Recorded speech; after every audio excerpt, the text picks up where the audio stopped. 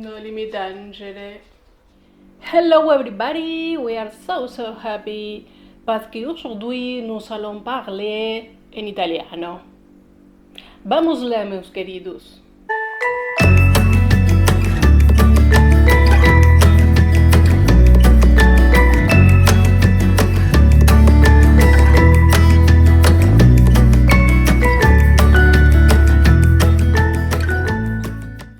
Y hoy nos vamos a meter con la representación de una escena muy famosa en la tradición religiosa cristiana, no necesariamente devocional, que tiene que ver con el Nuevo Testamento.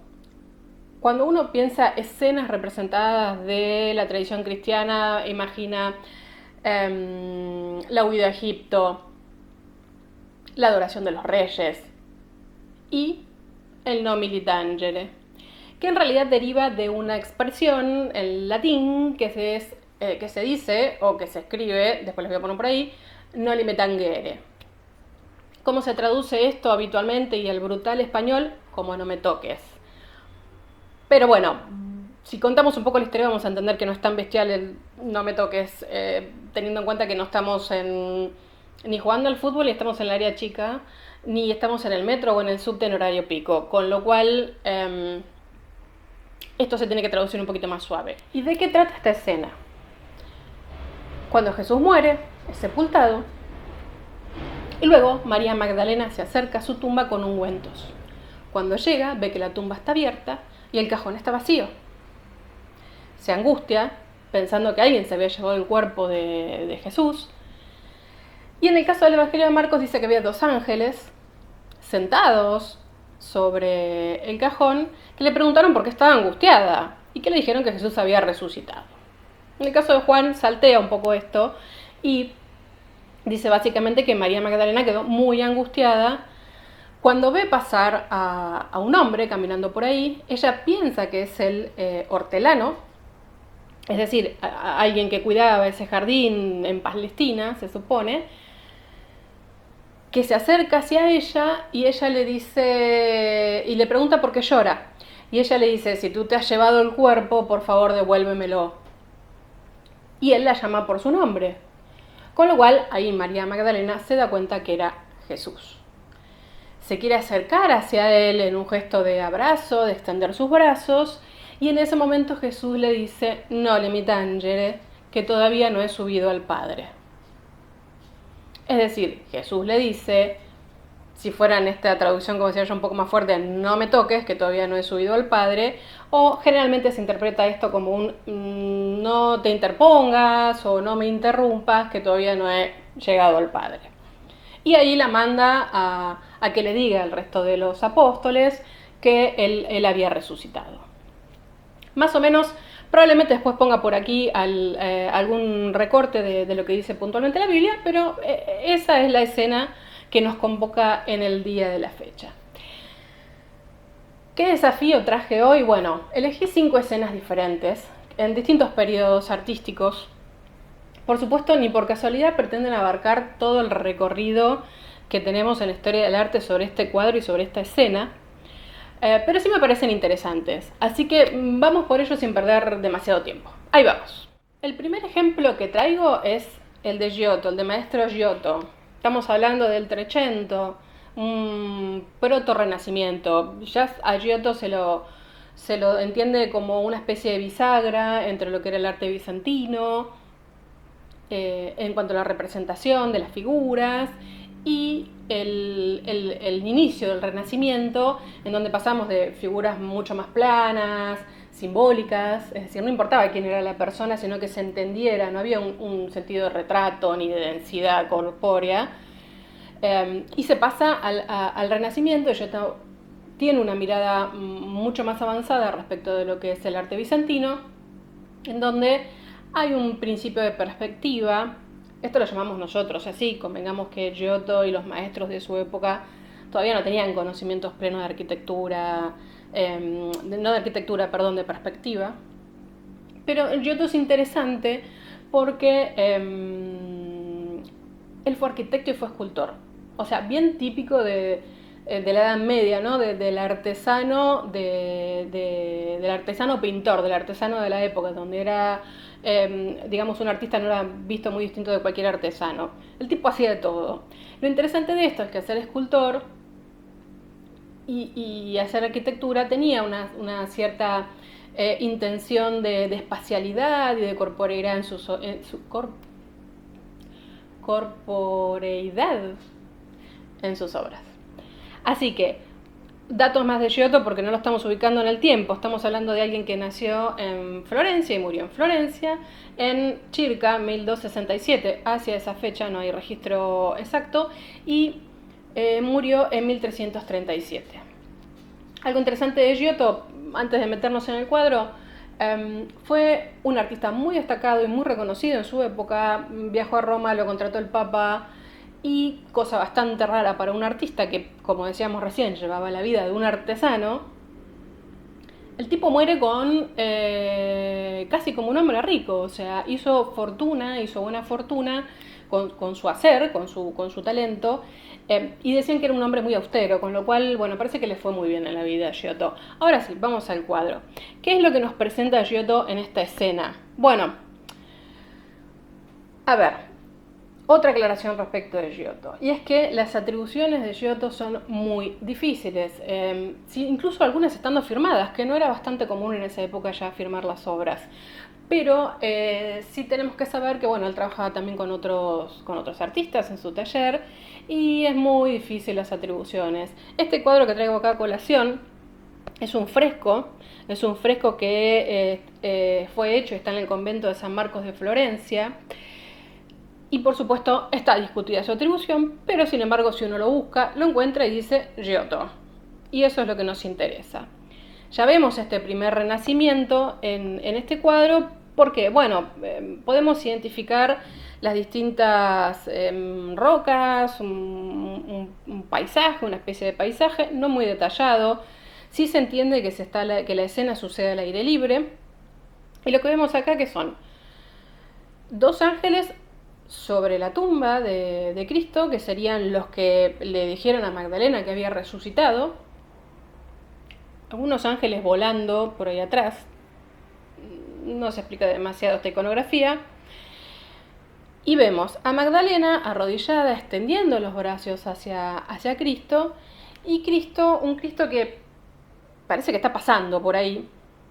Hay un sentido del movimiento, una intención del movimiento, que extiende su mano y le dice que no se acerque. ¿Qué es lo que discuten los que dicen que esto no es Giotto, no es el maestro Giotto? Bueno, el tema de los halos dorados, muy, muy bizantinos. El tema de que, si bien los ángeles se ven como corpóreos, ocupando un espacio, está como forzada esa tumba y ese cajón, ¿no?, en el que están sentados. Parece como una imagen muy, muy forzada. Y que las figuras no tienen tanta corporeidad como se esperaría de un maestro como Giotto, que había evolucionado bastante en esto. No obstante lo cual, la escena es muy sencilla. Vemos que María, en este caso María Magdalena, no tiene los ungüentos en las manos, pero sí que cae como arrodillada, tratando de extenderse con cierta delicadeza. Y Jesús se nota como que está caminando. Hay una intención de movimiento, no es una figura plana, pegada, así puramente simbólica en el espacio. Por lo demás, el espacio está resuelto más que forzado, teniendo en cuenta si vemos la escena de los ángeles, si vemos la escena de Magdalena y Jesús. Pero lo cierto es que detrás de esas rocas o de esa textura que se ve, bueno, el cielo es muy oscuro y el foco está claramente puesto con la luz, ¿no?, sobre Jesús. Número 2. Seguimos avanzando en Italia, pero esta vez nos vamos con Fra Angelico, nos vamos al 480 italiano. También, Fra Angelico es un proto-renacimiento, es una bisagra entre el arte gótico internacional y el Renacimiento. El Beato Angelico es nativo de Viccio, en Florencia, y nace hacia 1395 y muere en Roma hacia 1455.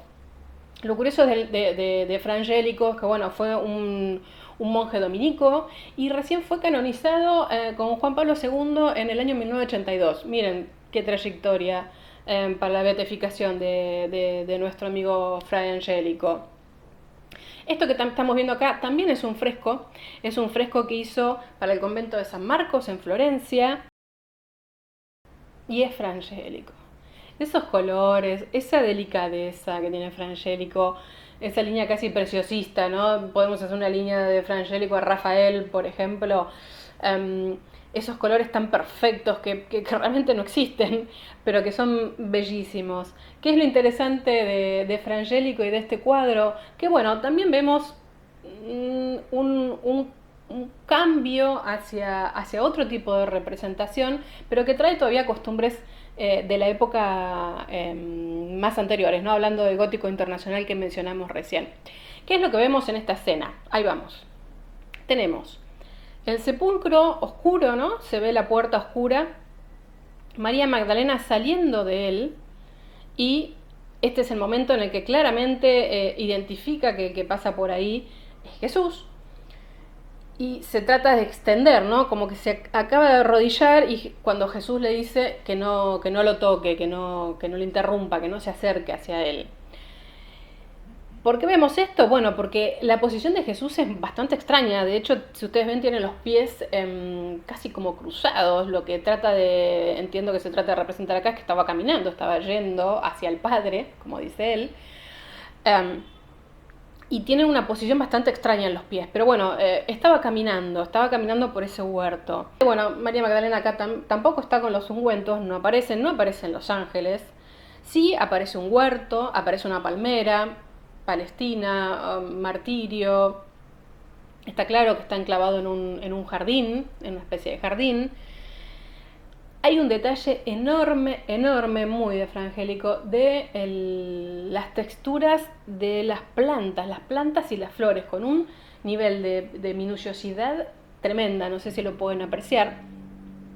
Mismo también los árboles, ¿no? Que si ustedes ven, si prestamos atención, hay como una especie de perspectiva hacia atrás en donde los árboles van cambiando de color a medida que se van alejando.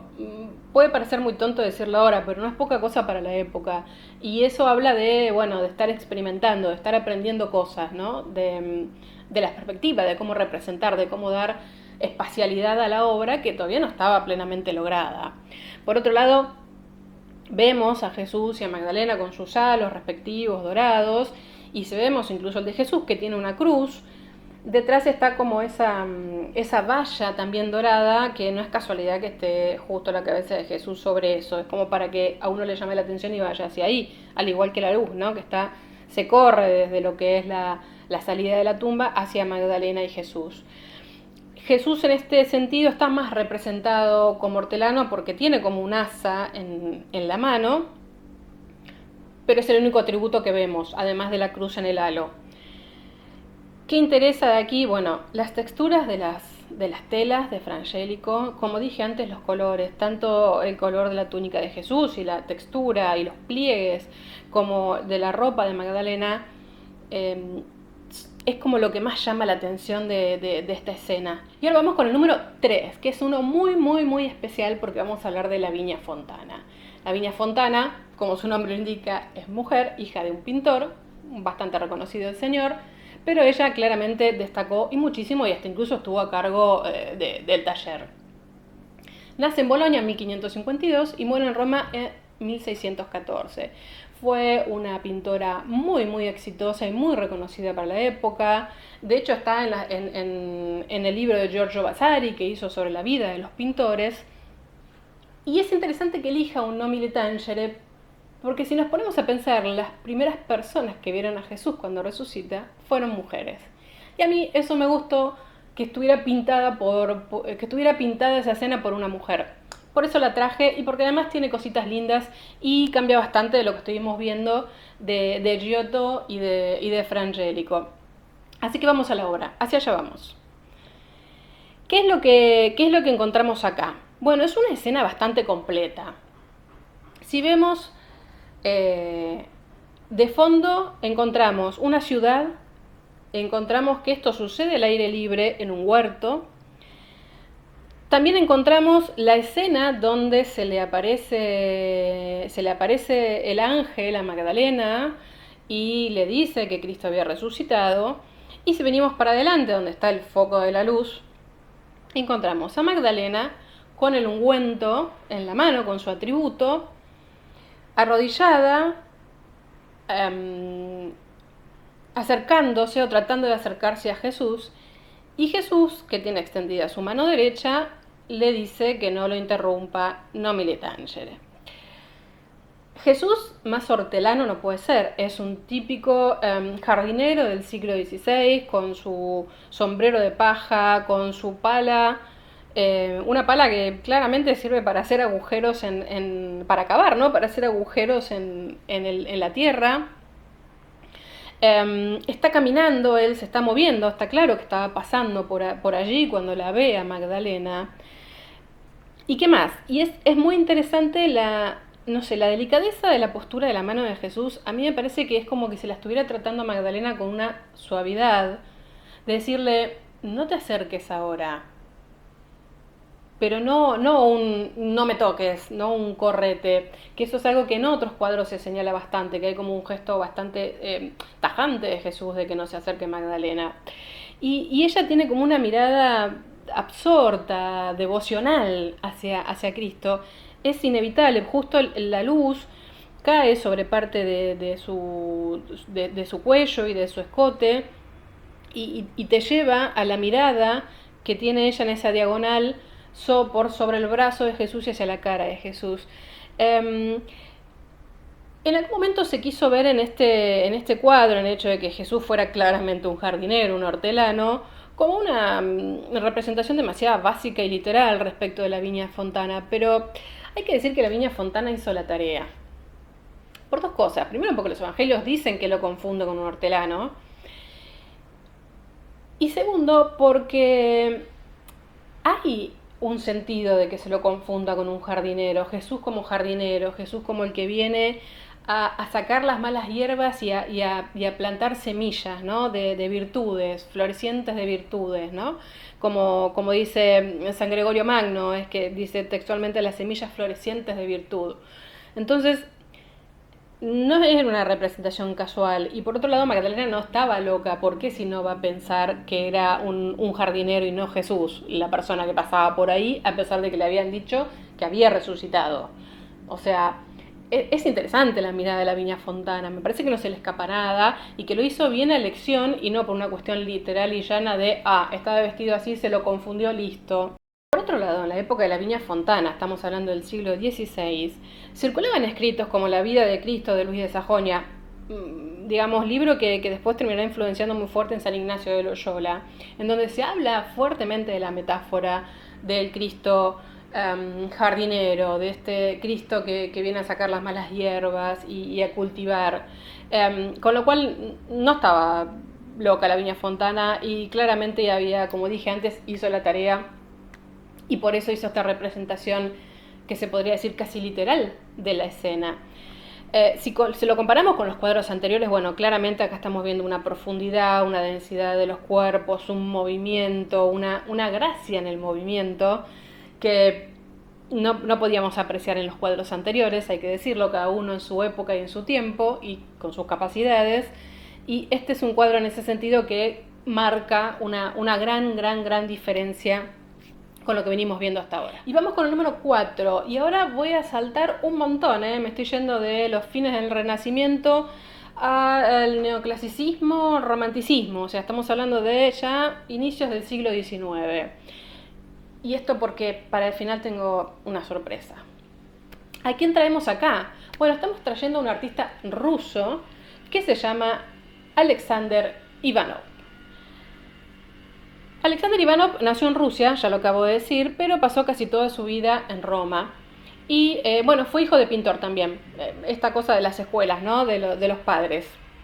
La verdad es que no fue una persona muy reconocida en su época, pero me interesa muchísimo este cuadro porque, es un exponente del neoclasicismo. Él adhirió al neoclasicismo en Roma ya cuando el neoclasicismo estaba un poco desapareciendo y el romanticismo empezaba a tomar más fuerza.